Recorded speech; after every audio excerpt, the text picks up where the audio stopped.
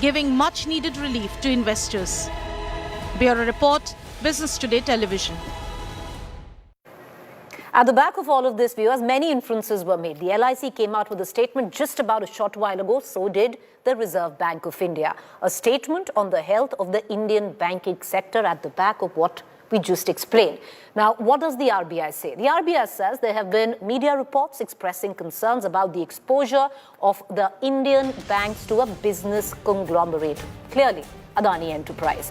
The RBI maintains a constant vigil on the banking sector and on individual banks with a view to maintain financial stability. The RBI has a central repository of information on large credits database system where the banks report their exposure of more than 5 crores and above, which was used for monitoring purposes. As per the RBI's current assessment, the banking sector remains resilient and stable. Various parameters relating to capital adequacy, asset quality, liquidity, provision coverage and profitability are healthy. The RBI remains vigilant and continues to monitor the stability of the Indian banking sector. So clearly, viewers, there is an attempt by the RBI to allay fears. Is this assurance that people will actually buy? Is the worst over for Adani Enterprise? Because when the markets closed today, now to open on Monday, 4 of Adani companies closed in the green. I'm going to take all these questions to my colleague Siddharth Zarabi, Managing Editor, Business Today Television. He's joining me in the studio. Also our guest, Kranti Bathini, Director, Equity Strategy and member of BSE Limited. He's going to come in a short while from now. We also have Almaz Johari, co-founder, Green Lakes and Markets Analyst. I want to cut across to Siddharth first. Siddharth, 10 lakh crores wiped out in 7 days. Can you explain the trajectory? And importantly, is the worst over for Adani Enterprise with where the markets shut today? And also the RBI now coming in. What does the statement actually mean? That's a lot to unpack, so I'll try and do this quickly. The worst week of Gautam Adani's life as an entrepreneur, he's in some ways seen some dents in the past, some challenges, but this was unimaginable. I can definitely argue that 15 days ago, the group, he himself, the board of directors would never have had such an inkling. But that's how markets function. That's what really plays out. In terms of the market cap loss, I am clear that when the history of capital markets is written, at least the current history of the Indian capital markets and perhaps globally, this will be an episode that will feature right up there in terms of the lessons learned for everybody, stakeholders, founders, promoters, everybody. But what has really happened? We saw 4 stocks end in the green. Are these signs that the situation is stabilizing? Well, yes. If we agree that it is stabilizing to some extent, then the obvious question is, what are the reasons? The RBI statement, Preeti, that you just read, the most important part, and I would just say that for our viewers, it is the punchil of the statement, the second para that we had gotten up. What is the RBI saying? The RBI saying is, as per its current assessment, and that's the key word, India's banking system remains resilient and stable. And then it explains in a certain RBI language, basically that the 5 parameters that it uses to test a banking system's strength, and this is very crucial and it's a standard kind of framework. Capital adequacy, do our banks have enough capital? Asset quality of what the loans that they have given out. The third part is liquidity, which is the cash flow, because liquidity drives work. And then profitability as well as provision coverage. And it has very clearly said banks are in compliance. So very clearly, the RBI as of today in its current assessment is saying there is no systemic risk to the Indian banking system on account of the exposure. One more quick point.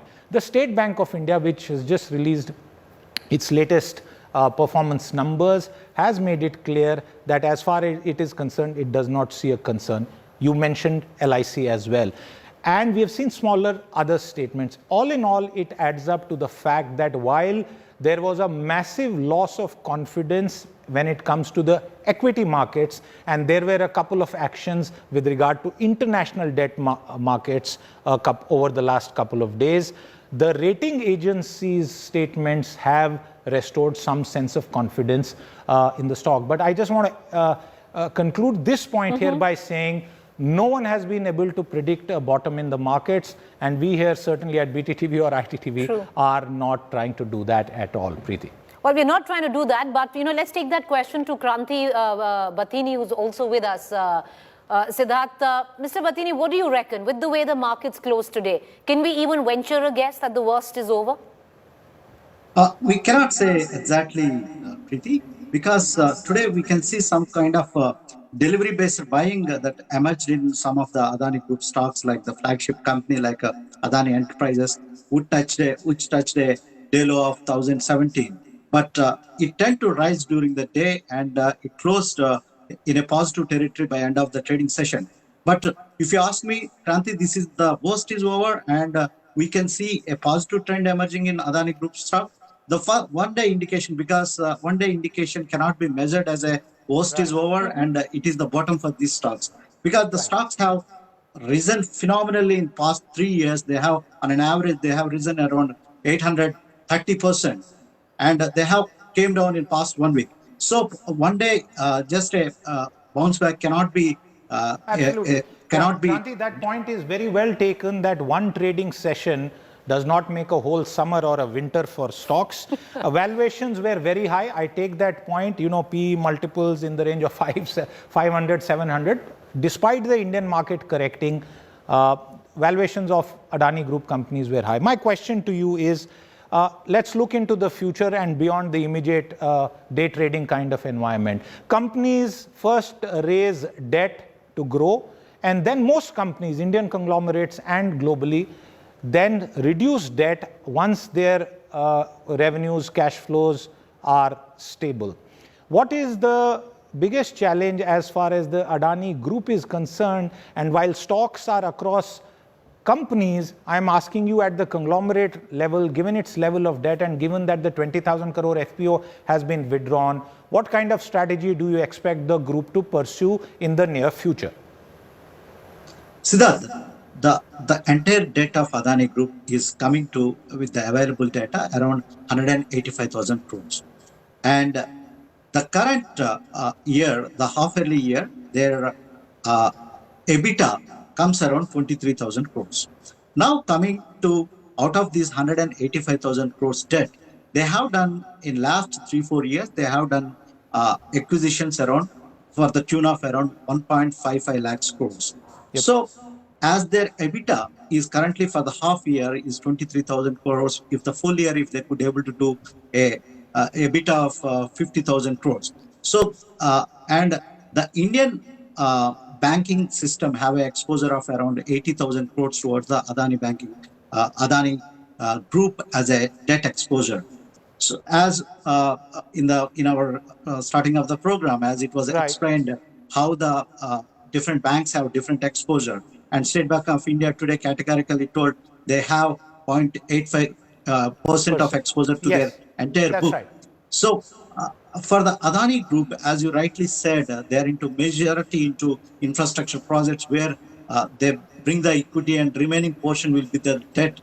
This is a game of debt. As long as they could be able to manage well, there's no problem. And stock markets, as you all know, they are the forward-looking animals, and they try to discount the future cash flows. Absolutely. Hold that thought there. Kranti, hold that thought, because, our very wide audience of the India Today, of India Today TV may not include all market experts. So let's try and deconstruct this. I think we are also joined by another. In a while we'll come. So Kranti, my second question to you, and I'll request you to explain it in the simplest manner that you could to the average Joe when it comes to the markets.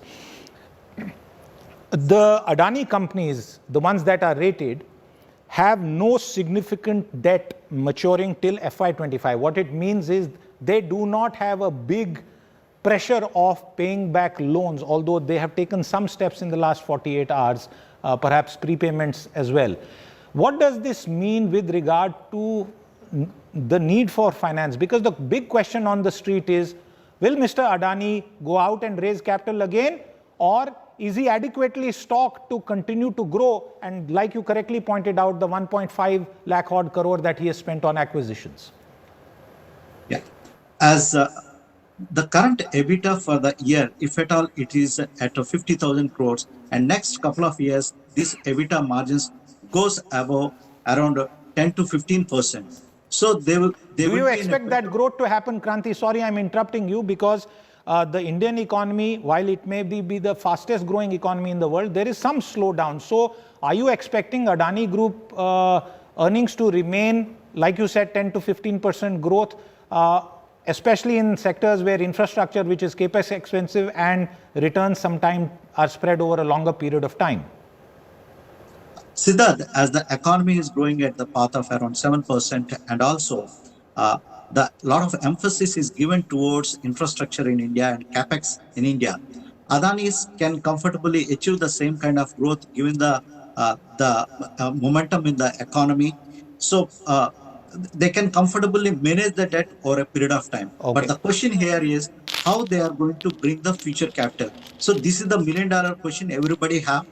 If Well, the I don't think it's $1 million. It's clearly $2.5 billion. At least that was the last attempt. Almas Johri Preeti is with us, and I'm going to take one question. Go ahead. Almas, I don't know how much of the debate you have heard, and let me just restate it. We are just trying to look ahead. 4 stocks ending in the green, 6 stocks not.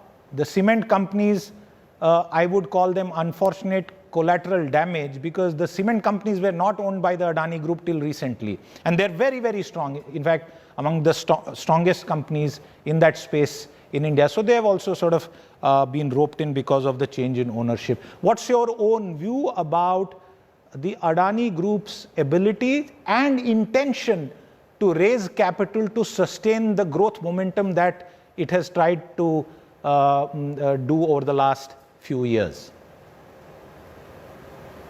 Well, I think we have caught Yeah. Almas on a bad line. Preeti, while we try and restore that, Preeti, just one point, because I was hearing your coverage on this, and there's a broader perspective beyond the macro and the markets as well. I want to ask you a question, Preeti. How do you expect the Adani story to play out over the course of the next 1 year, considering that we are headed into general elections, there are state elections? What's your own sense of the politics and how it is shaping up? Well, thank you, Siddharth, because Siddharth is here primarily when he was talking about the average Joe to explain markets and what's going on. Well, the at the average last Joe street, I am the average Joe. So when he turned around to me and said, "What do you think?" I was like, "Okay, fine. What is he going to ask me right now?" But okay, fine. When it comes down to politics, what are going to be the political implication of this, Siddharth? This is as much a political story as this is a business story. We've seen a complete washout of Parliament the last 2 days, adjournments, because the opposition is demanding a JPC. And of course, there is an attempt right now, a very clear concerted attempt by the opposition to band together and pin the blame on the government and the BJP and connect the Prime Minister to it. If you see a lot of opposition ruled states where actually Adani has business interests are not quite attacking Adani enterprise at all. They're not even naming Adani, and that includes the likes of, say, Chhattisgarh, Congress ruled, Rajasthan, Congress ruled, even a West Bengal where you have a Mamata Banerjee coming out strongly and speaking of what is really going down in terms of,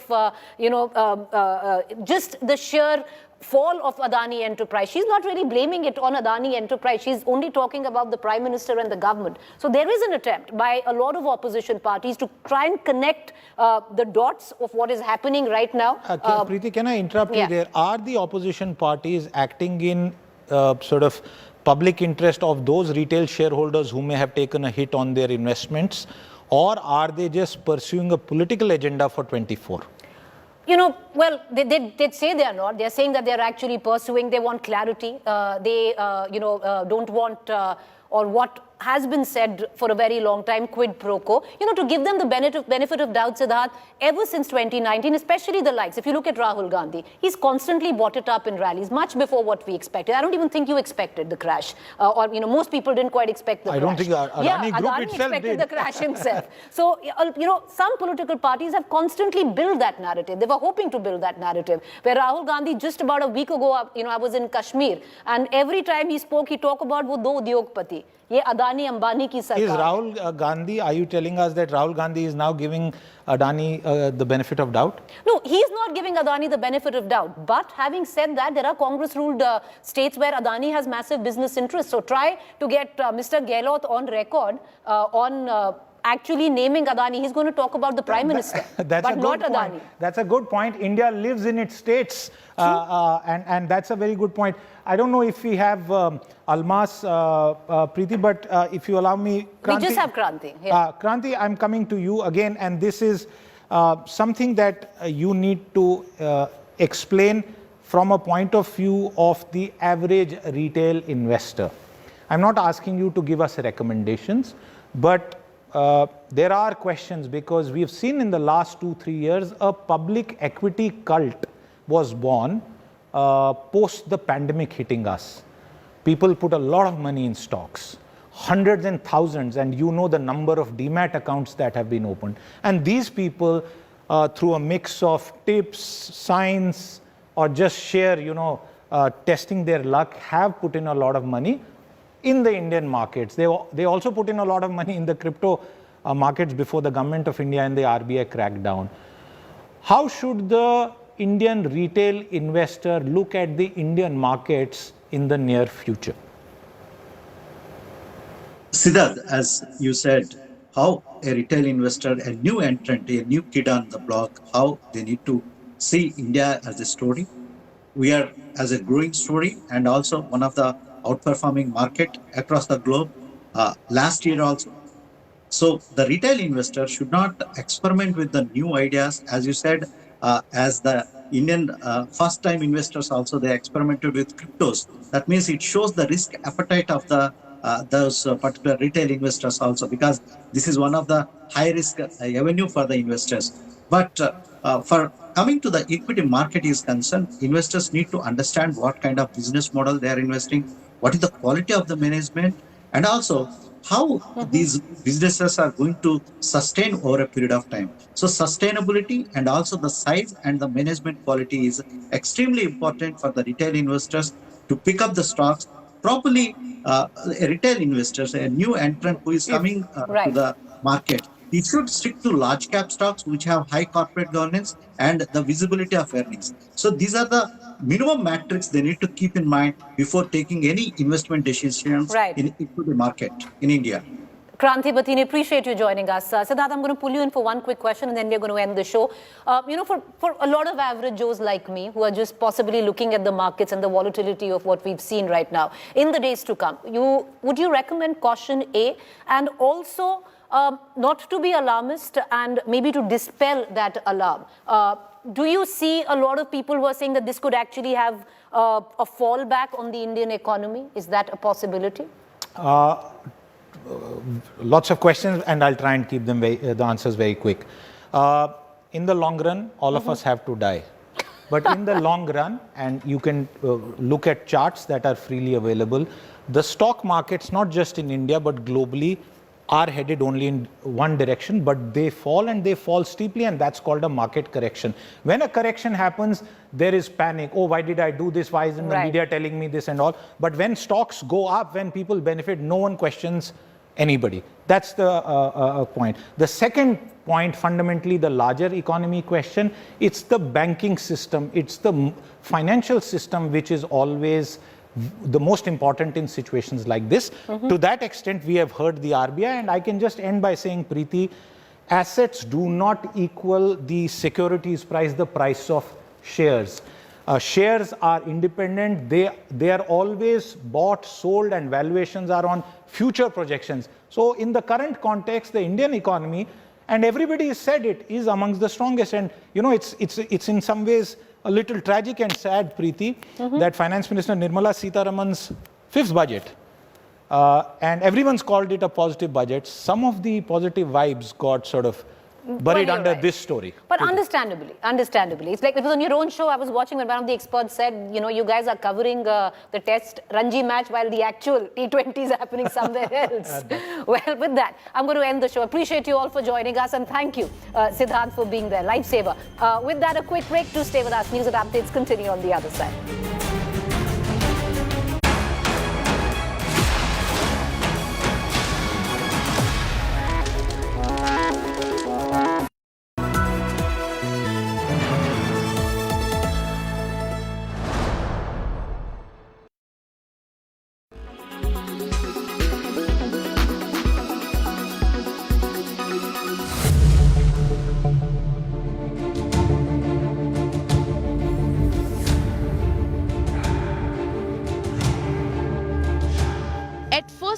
it looks like a harmless deodorant. But if anyone tries to spray, it triggers a big blast.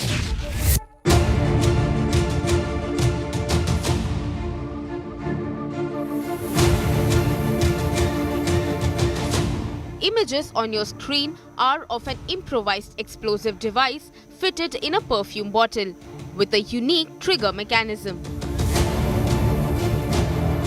The one-of-its-kind IED was recovered from a government school teacher, now a terror suspect, allegedly working at the behest of the Lashkar-e-Taiba. Arif, a resident of Resi district, is allegedly involved in carrying out multiple blasts, including one in a bus taking Vaishno Devi pilgrims. Police ने बड़ी मेहनत के साथ आरिफ नाम के दहशतगर्द को पकड़ा है, जो रियासी का रहने वाला है, और इसकी तफ्तीश और इंटेरोगेशन के दौरान ये पता भी चला कि ये आज से नहीं बल्कि पिछले लगभग 3 साल से ये पार जो हैंडलर हैं दहशतगर्दी को चलाने वाले जो लोग हैं लश्कर-ए-तौबा के, उनके साथ इसका तालमेल है। कटरा में जो बस में आग लगी ब्लास्ट के बाद, उसमें बहुत सी चीज़ें पुलिस वर्कआउट कर पाई थी, मगर उसकी एक तार अभी तक जुड़ नहीं रही थी, एक कड़ी अभी तक जुड़ नहीं रही थी कि वो आईडी फिट किसने करी बस के अंदर। इसने माना है कि वो आईडी इसी ने फिट करी थी। Talking about the perfume IED, J&K police revealed that this is the first such weapon that has been recovered. वो परफ्यूम आईडी है, बॉटल परफ्यूम की दिखती है, और अगर गलती से आपने परफ्यूम के स्प्रे के माफक उसको दबा दिया, जब खोल दिया तो आईडी फट जाएगी, और जिसके हाथ में आईडी होगी उसका मौके पर ही नुकसान हो जाएगा। Arif was arrested for his alleged involvement in the twin blasts that rocked J&K's Narwal district on January 21, injuring 9 people. The police allege Arif received the supply of 3 IEDs towards the end of December, out of which 2 IEDs were used in the Narwal blasts.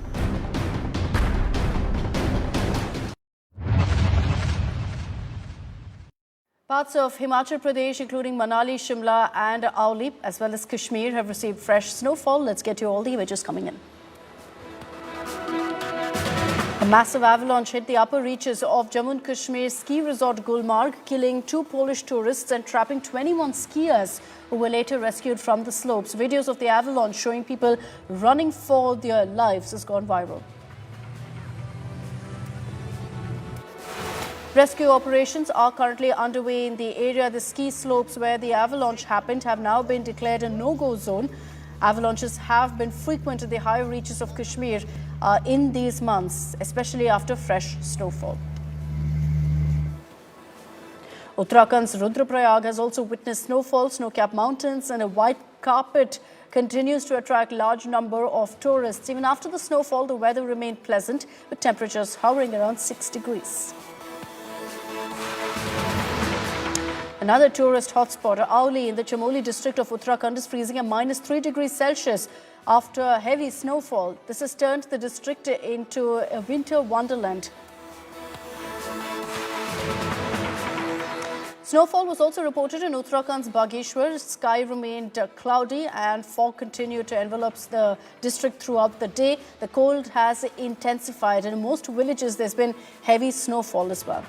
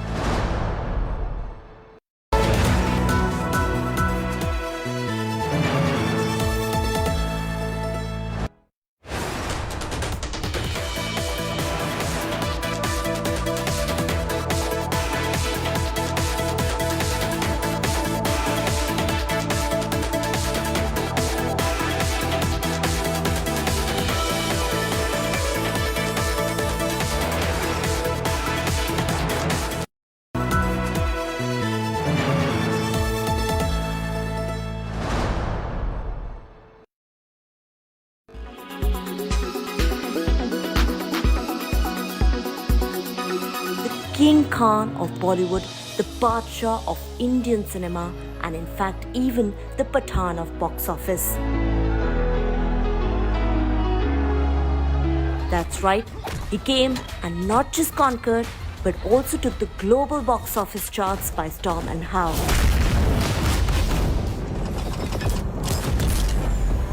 Pathan has scripted history by becoming the first ever Hindi film to cross over 650 crore rupees worldwide in just 8 days, and has even collected over 330 crore rupees in India. They are planning a massive attack, और उनका target है India. A feat only superstar Shah Rukh Khan and his film could achieve, giving another reason why he's still the most loved, undisputed, and the last of superstars.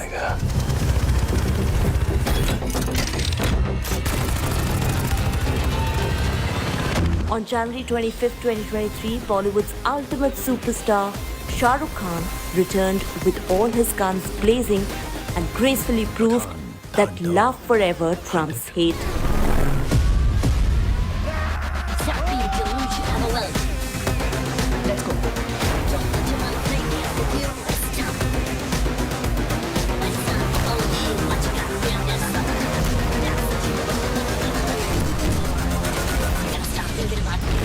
Not a single city, or should we just say the world, could hold itself back from joining in to celebrate SRK as he made his comeback with Pathan after a hiatus of almost 5 years.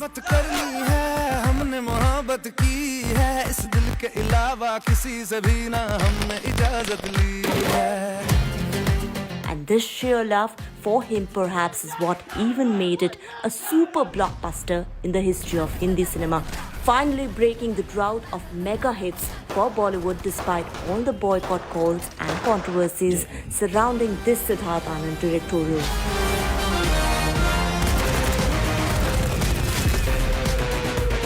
The film has become the highest grosser in the spy universe, surpassing the lifetime collection of Hrithik Roshan's Star of War, which stands at rupees 475 crores.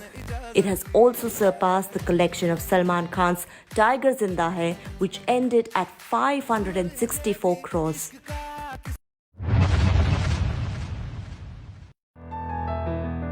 It is often said, when women are empowered, whole society benefits. A group of women working for Shiv Shakti Foundation in Resin town of Madhya Pradesh are proof of that. सर्वप्रथम तो हमारा जो संगठन है उसका नाम Shiv Shakti foundation है, जिसके माध्यम से हमारा एक ही मात्र उद्देश्य है समाज सेवा, जिसमें हमारे द्वारा नेकी की दीवार का कार्यक्रम स्टार्ट किया गया है। दूसरा आपका नर्मदा सफाई अभियान हमारे यहाँ प्रत्येक रविवार को आयोजित किया जाता है। The group works on multiple fronts. They donate clothes to school students so that they can fight the bitter cold. Presented by RP Sanjeev Goenka Group, Growing Legacies. Co-presented by Century Ply, आग से बचाए. Co-presented by Macho Hint, fashion बड़े आराम से. Hyundai Ioniq 5, the all-electric SUV.